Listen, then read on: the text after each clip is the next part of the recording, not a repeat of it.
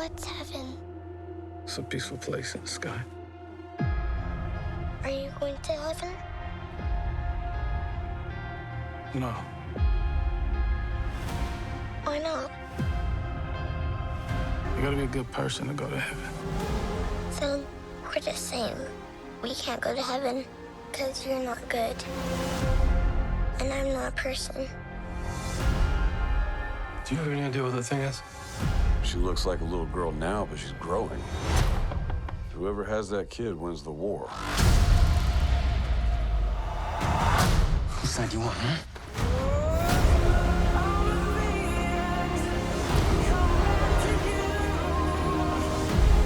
What do you want, sweetie? For robots to be free.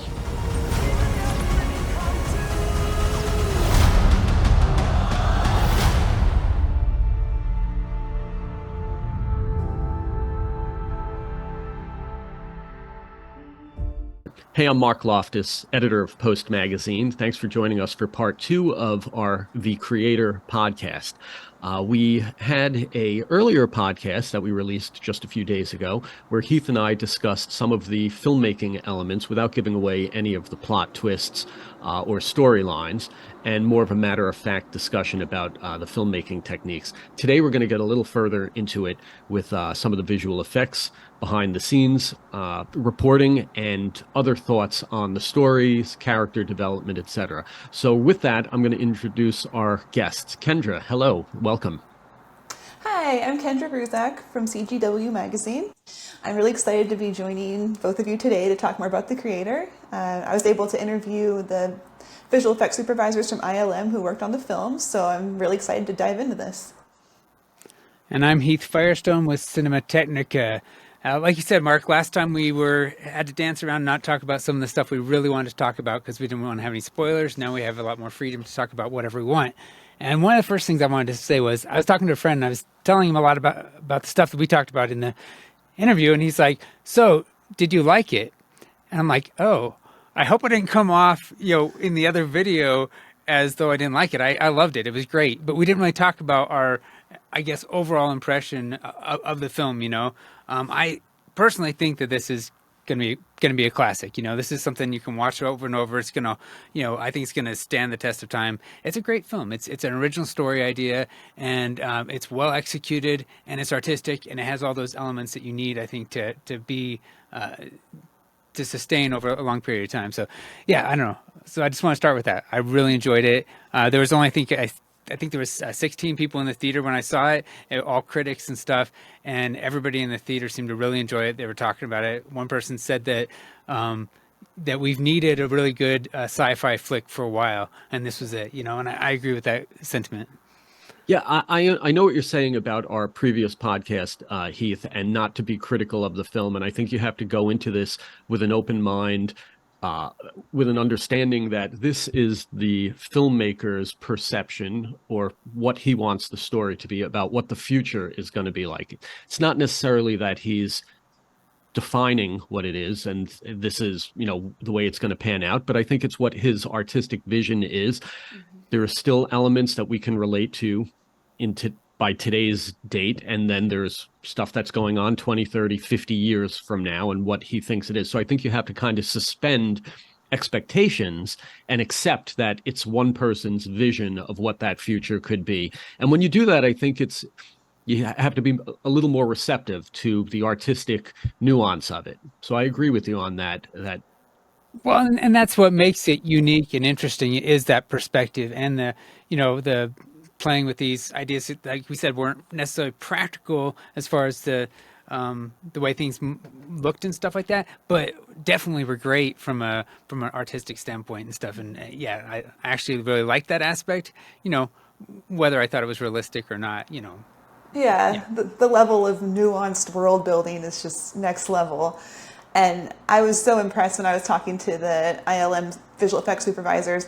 They were saying that the amount of involvement that the production designer had in the film was also just very unusual. And it was really exciting to see this team, how Gareth and the production designer worked together to really bring this world to life. Like they're down to the font on the tiniest corner of a building, like every little detail was part of the world. So. Yeah, on the visual effects side, I know that we mentioned some of the studios that were involved in the past. I just want to rattle off a couple of names for review. Weta FX, obviously, ILM had a major role in it. Folks VFX, Mars, Fin Design and Effects, Supreme Studio, Outpost VFX, Crafty Apes, Jellyfish Pictures, VFX Los Angeles, Frontier VFX, Outpost VFX, Clear Angle Studios. I actually have some notes from Unit in London, and Unit was responsible for all of the interface displays, screens that you see. So when you see, Joshua and Alfie up on the kind of Times Square type of display saying, be on the lookout for these people, or when you see any of the control interfaces within the vehicles, they were responsible for that. And it added up to about 200 shots throughout the film. Now, think about it. That's one studio that had a very specific role in their involvement in the film. It was just interfaces. And creative director Tom Waynesboro Jones said that the project was kind of a dream come true for their team, because they're very interested in what they consider near future AI science, I guess, communication or visualization there. And they said they took an experimental approach that Gareth Edwards allowed them to have, but they still wanted all of the imagery to be credible and believable in each scene. So just interesting how much thought goes into just a segment of the visual effects. In this case, one studio with those interface designs, heads-up displays, signage, digital signage, things like that. And that stuff actually looked really pretty cool, like especially inside the old pickup truck, So he gets in this old pickup, and you're like, oh, okay, there's still old pickups and stuff. And I was wrong with the timeline. It wasn't 2060 and stuff. It was actually 2070. So everything happened between 2060 and 2070. So I apologize for those of you who noticed that I said the wrong time dates, But yeah, they get into this old pickup, but when they go to start it up, this big, display comes up, so it's I guess new technology married with the old pickup truck and stuff. So it's cool how they kind of mix those elements together and stuff. Once again, probably not practical, but really cool. And I like that sort of thing. It's kind of like when you get into cyberpunk stuff. It's kind of where you have the stuff that just looks really neat, but probably not super practical, but. Yeah, well, Unit provided us with some imagery of their work, and hopefully we'll be able to present it in this podcast. And you can look at it. Obviously, these elements flash by on the screen pretty quickly. You don't really have a lot of time to study them. But when you do actually pause it and look at these images, you have to really look at the detail of how they tried to create a sophisticated type font, because they're not using common type fonts from, the 2020s here. They're trying to give it some kind of evolution there. So there's a real artistic design in this, even though it's only appearing on screen for such a short period. So I encourage everybody to take a look at those. So that's one thing we didn't talk too much about, and we talked some about how they went and shot kind of guerrilla style. But one of the things that made it where they could actually do this film for such a reasonable budget is because they were approaching the whole thing that way. And I guess they went out and actually shot some test footage beforehand. That's what they used the vintage anamorphic lens I was talking about on, was the test footage, but they still used the FX3 in both cases. And they went out and shot live locations and put together some scenes, went to ILM, had them add in the effects, and that's how they presented to the studio to convince them that they could actually do this for the budget they were allocated. And so, but he said, whenever you start getting too big of a crew, it gets too expensive to fly the entire crew to a location. So it makes more sense to build a set. However, if you take the opposite approach and actually go to these locations with a small crew, find the what you're really looking for, and then augment it, digitally after the fact, it really cut down the cost of both production and the overall movie costs, I guess, So it is a different way of doing things, and a really cool way of actually taking advantage of what nature provided, I guess, or what already exists in the world. And, I don't know, I really like it. I think it's a great way of doing it, I think you kind of get boxed in when you have to build all your own sets, because you can only face a camera certain directions because the set is only built to whatever place, when you're out in the environment, you're immersed, and you have a lot more options, and you probably end up shooting a lot more stuff too. So, and because it gives you options in post-production. And in fact, I think they did that because they did film some of the stuff also on LED stage, but I think they used a lot of the environments that they actually shot otherwise. So, I mean, it's a cool approach. I really like it. It is. Heath, you talk about the production side of things. Just some notes that we may not have mentioned in the initial podcast. There were 80 different locations: Cambodia, Thailand, Nepal, Japan, Indonesia.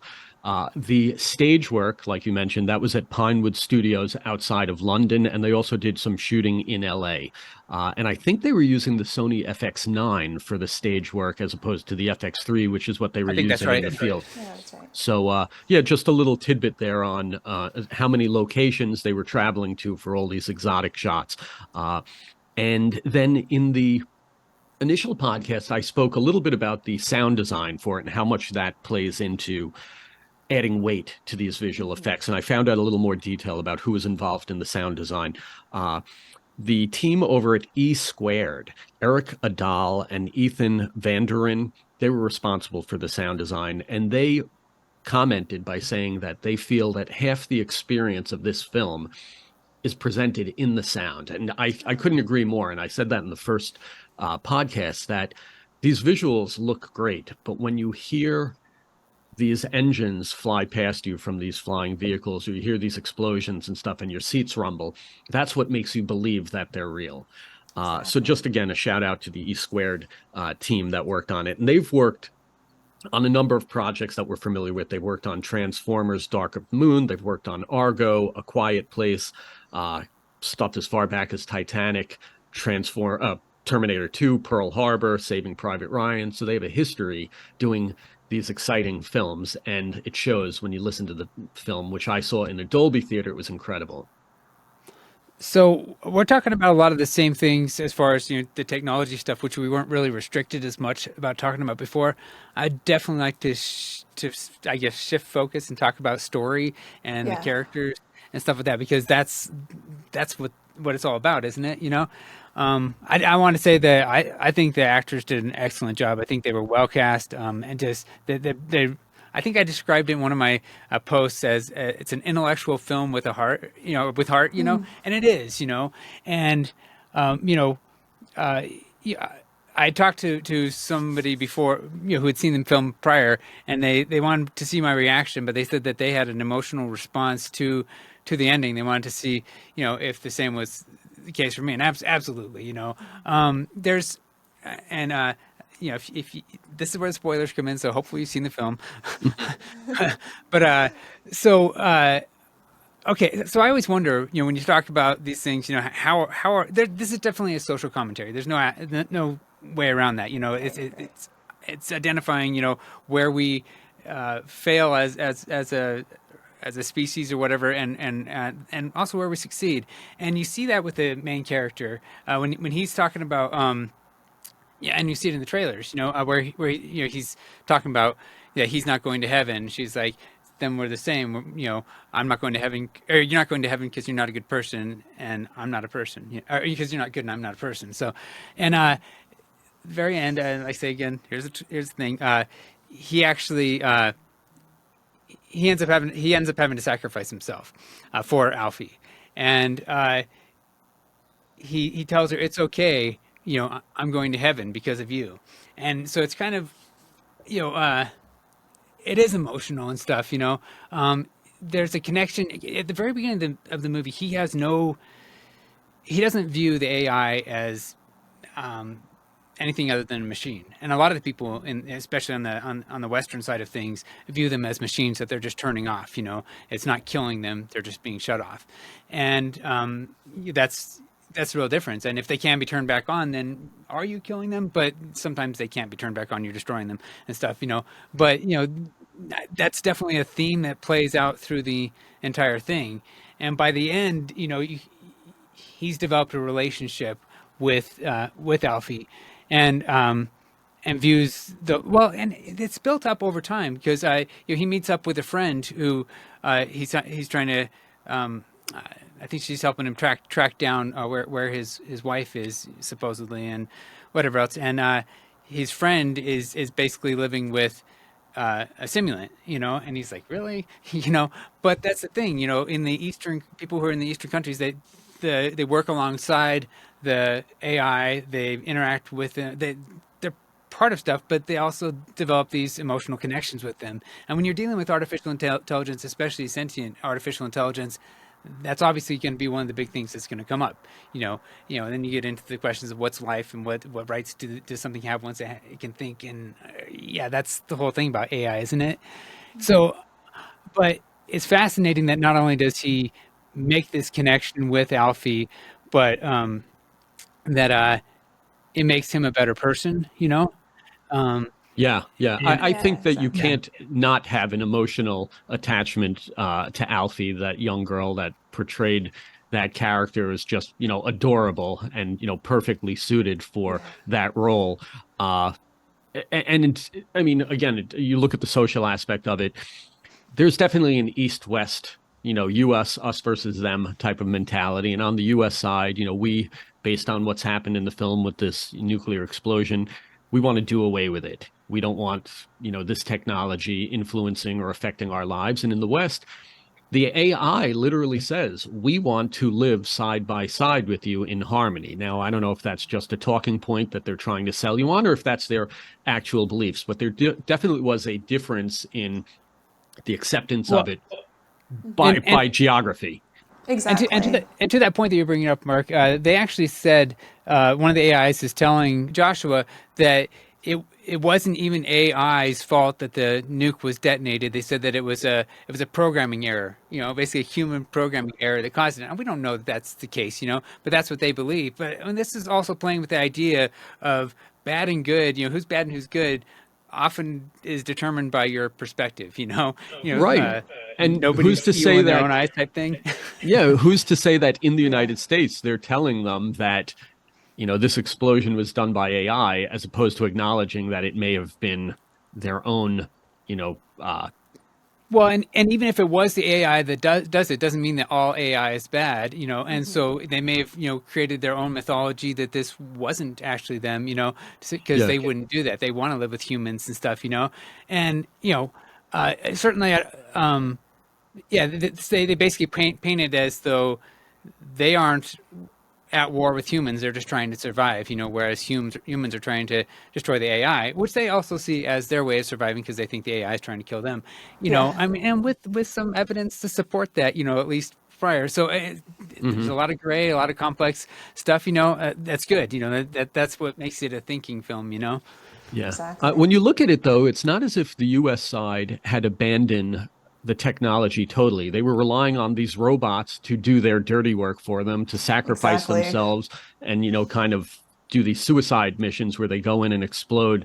That's kind of their purpose there, and we don't really care. That's kind of like the way we treat them there. So there was a beneficial side to it when we needed it, for military. I think one of the interesting things, obviously, they call this region of the globe New Asia. I believe is how they referred to it. And they don't necessarily pin it down, but you do see maps and you do get the idea that it's somewhere in China, Cambodia, Thailand. So somewhere over there, although they're not claiming this is the new China or the new Japan or anything, but you do get an impression that's what it is. I was just kind of taken with the idea. And again, you have to suspend your reality here to accept this stuff. But the idea of a nomad, of this low flying craft that can kind of surveil other countries without some kind of military intervention from them. I mean, think about that. This is 50 years in the future. Is that really something that could happen? I mean, right now we're shooting down hot air balloons that fly over us. I can't imagine any country allowing one of these high-tech, vehicles flying over, surveilling, analyzing what they're doing, and actually seeking out and destroying parts of the population that it disagrees with. So again, you have to suspend that. But again, it's a filmmaker's vision of what the future. I think there's an idea that that thing's kind of almost invincible and stuff like that. So they may have tried to destroy it. They may not have any choice. I mean, that's technically, true. you find out somewhere in the story that Alfie was actually created for the sole purpose of going up and being able to destroy Nomad, yeah. And you're right. It could Yeah. be one of these things that it is indestructible because of whatever technology in the future that comes, and that's why it's able to get away with this. So, I mean, again, just something to think about there on, hey, is this really what's going to happen in the future? Will we be able to surveil other countries without them kind of, opposing it? Or can they just not do it because of the evolution of the technology? Now, when you're talking about the that we still use robotics and stuff like that, and there has to be some amount of AI incorporated into those things for them to be able to run along and identify stuff, so it's like, where do we draw the line? And I don't know the answer to that, but it's they're clearly using stuff. And I thought it was kind of ironic or interesting that when they have these big trash can looking, bomb things. We saw that in the clip at SIGGRAPH, right, Kendra? Yeah.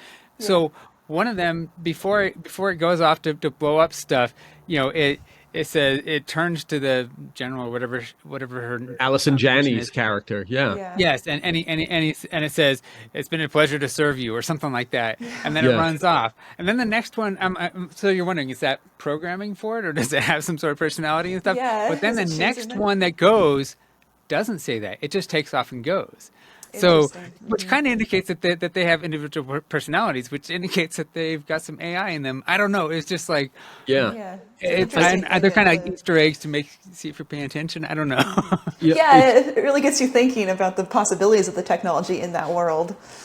It's funny because obviously we've probably all seen these YouTube videos with like the Boston Dynamics robots that are the dogs and the people that are able to do these incredible human type things. So there is kind of a nod to that in what you see with the characters in here. But at the same time, here in New York, the mayor just introduced a unit that's kind of patrolling the subways, and it doesn't look anything like that. It looks more like a Weeble type of thing. It's just this egg-shaped character that will be shooting video within the subway stations and stuff. So, I mean, that's present day here in New York, what a surveillance system looks like. And then we know what these future technologies look like and how much of that has influenced the film that we're seeing today. Well, Me too, and that knowing would- how fast things evolve and stuff, it seems exponential and stuff, so things might evolve a lot faster than we think, so. Yeah, definitely. Yeah. It's interesting to see it already playing out in real life, something so similar.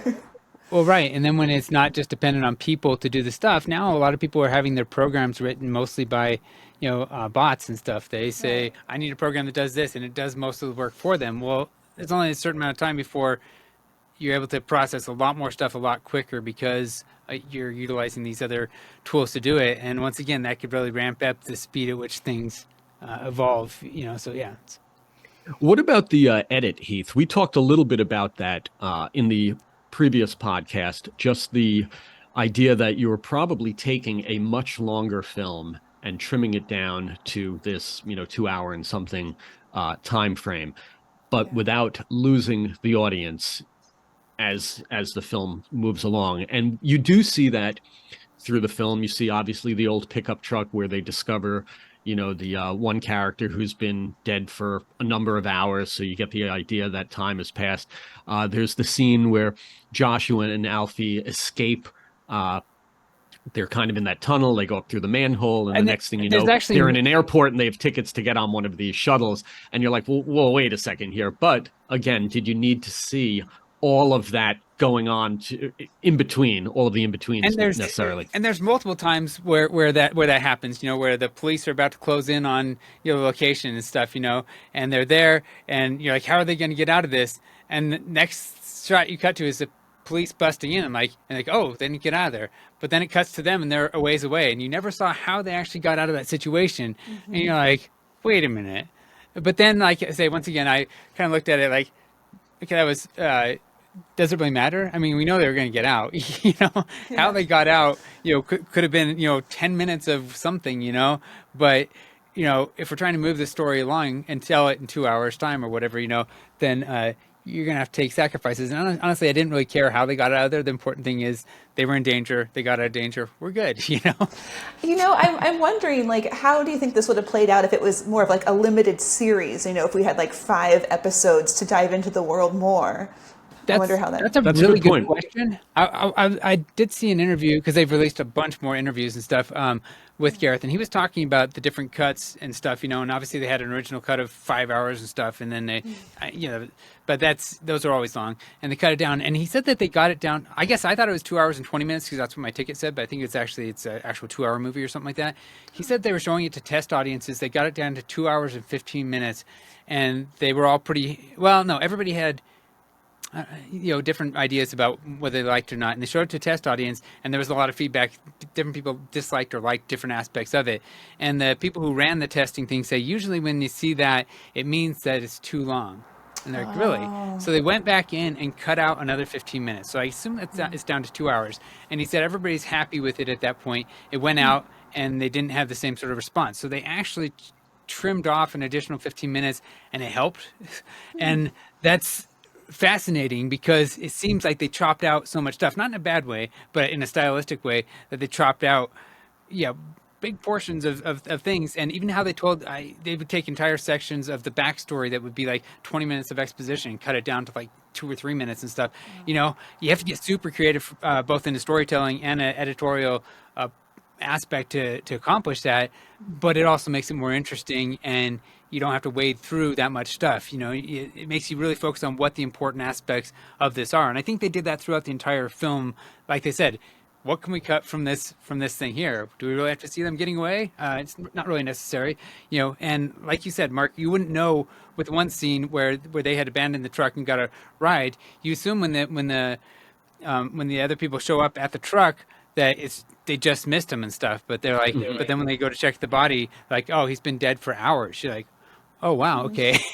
I didn't know several hours passed between now, but okay, I guess you told us. Well, as far as the editing, we did touch a little bit on it on the first podcast. I just want to bring attention. Our writer, Ian Blair, spoke with Gareth Edwards and talked to him about the editorial, the visual effects, the production and stuff, and just to steal some details there. So the editing was accomplished through 3 editors: Hank Corwin, who was an Oscar nominee for Don't Look Up, Joe Walker, who was an Oscar winner for Dune Part 1, and Scott Morris, who worked on Armageddon Time. And according to Ian's report, Gareth said, Joe was on from the start and did all the assembly while we were shooting, and it was a really great foundation. But just like Greg, the cinematographer, who had to leave and go do Dune 2, luckily then I got Hank. And then when I got back from Thailand, he and Scott basically cut the whole film. So again, it's 3 editors collaborating on this, one working, leaving to take on another job, 2 other guys coming in, and then ultimately finishing it. And when you talk about trimming down a film by 15 minutes, I don't think they're taking a 15-minute block and cutting it out. I think they're trimming, 10 seconds here, 5 seconds, and really, really doing microsurgery to get it down to what it is. Because as a filmmaker, you probably understand every frame, what that purpose is, and you don't want to give up on it so quickly. So it's a lot of surgery there to really trim it down. So Kendra, to your point about, whether if it was a miniseries or something like that, if it would be better, I don't know. I would like to see more of it myself, but I wonder if the cut that actually trimmed all this stuff down and made it kind of stylistic might be part of what gives it some of its enduring quality or whatever, because it's more stylistic than it would have been otherwise. Kind of like Mark and I were talking about Pulp Fiction recently, and how originally, I think, at least the story I heard, was that Pulp Fiction was cut linearly and it wasn't as good of a movie. And they realized that it really wasn't working the same way. They mixed up, jumbled the whole thing together and then made the whole thing come full circle. And then it was like, oh, wow, this is really interesting, And so not that this wasn't really fascinating on its own, but sometimes the editing, especially if it's approached in an unusual way, can actually enhance the movie in a way that you couldn't have anticipated or planned for. Yeah, Got it. So I did also want to talk to you guys both about if there are any particular scenes that stood out to you. And I know for my son, there was a couple that stood out to him. And you always have to have some comic relief. And my son absolutely loved the fact that they used, animals doing funny things. Like, for example, in the truck scene, the robots throw a grenade into the barn with them, and there's a dog that grabs the grenade, takes it out, and then drops it next to the robots and Right, blows them right. up. My son loved that. It was great comic relief, you know. That's But great. then later on, somebody's supposed to throw a bomb onto the side of one of those gigantic tank things, you know, and I think they get killed or whatever. And there's a monkey that goes and grabs it and throws it. So it's basically a monkey that blew up the thing, you know. And so he absolutely loved it. It was funny, you know, and yeah. Yeah. Did you have a That's great. favorite scene yourself, Heath? Oh, geez. I didn't know you were going to ask that. I was just You know what? putting that I out really for like. you. Yeah, I really like the way they integrated the realistic backgrounds of Thailand, these beautiful, lush landscapes, and then would have Nomad flying over the top. You know, where this super high tech technology is kind of over this undisturbed land. I like that. I know in the first podcast we talked about the opening setup there with the kind of World of Tomorrow footage where they use what looks like archival footage to kind of tell the story of, oh, these are robots, they're going to help your lives and stuff. And then as that sequence evolves, you see that, well, this isn't archival footage, this is newly shot footage to look like archival footage, you know, to get us to where we are. I thought that was a real clever storytelling element there that was well executed. And like I said, just the Alfie character, I think that you can't help but you know that she's a robot or you know a simulant, but you feel for her that she's got to now go down to this planet. She doesn't really have any caretakers, any adults there, and hope that somebody's going to take care of her when she lands there from, you know, coming down from Nomad. So yeah, I that's kind of what I got out of it. I thought about that too. You know, one thing we've talked a lot about all the technology and how great it looks and all the different things, but the thing that I've always said about Gareth as a director is, and especially as a writer, you saw this in Monsters, is he likes his stories are character driven. You know, they're about the characters more than anything else. They happen in these fantastic environments, but when you really look at it, he cares more about the development of the characters than anything else. And occasionally he'll even get a little bit flack about it. People say that, you know, there's not enough monsters, not enough Godzilla in Godzilla, you know, but to him, it's that connections between the characters. And throughout this entire thing, you know, it's building this relationship between, you know, Alfie and Joshua. And then at the end, you know, I always wonder with something like this, you know, if it's a social commentary, how are they going to portray, you know, humans and stuff, you know, because a lot of times it's like, well, humans, you know, are terrible people, you know. It's like, you know, being a human, I like to think that we're not all terrible and stuff, and that there's actually a lot of potential, you know. Right. But right. I was wondering how they're going to end it, and it was fascinating because Joshua's character does evolve. He does become a better person because of her, and he recognizes the value of her and AI surviving and living in peace with people. And I thought it was really interesting at the end too, that even though his wife had died, there was there was a simulant that represented her, that they had a machine that actually lets them replay their a few minutes of their life still, because it's transferred consciousness type thing stuff. And so he had said throughout the movie that he would give anything, you know, for just a few more minutes with his wife. And at the very end, he gets a few more minutes with his wife. They get to reconcile, you know, before, you know, they die. And so he kind of got what he really needed, I think. You know, it was interesting how the whole thing came full circle, but it showed both the humanity of, you know, that lies even in grizzled, you know, veteran, you know, who've gone through all this stuff and maybe don't have a whole lot of humanity left in them and stuff, can come back. At the same time, it injected a lot of humanity into the AI characters, who obviously, being sentient beings, have the same potential, I would imagine, as any sentient being, you know, to have humanity. So it didn't leave a bad taste in my mouth at all. It was actually it was kind of a sweet ending, you know. I liked it. It was emotional, you know. Yeah, absolutely. All right. Well, just to wrap up here, I want to point you to our website, postmagazine.com, and our upcoming issue of Post, where Ian Blair does speak with Gareth Edwards and has a one-on-one conversation with him about the filmmaking process, visual effects, soundtrack, production and his thoughts behind it, and also Kendra's contribution, where she'll be reporting on ILM's VFX for both post and for CGW. So I encourage you to check that out. And also stay tuned for future podcasts where we're hoping to do these type of discussions again. Yeah, while we're at it, I check out CinemaTechnica.com. It's a small website and YouTube channel, but it's growing and stuff. And I don't know, we really enjoy doing this stuff. We've been working together for a long time, and hopefully we'll be working together a lot longer. So Absolutely. thanks for watching. Yeah, thanks for having me. This was wonderful.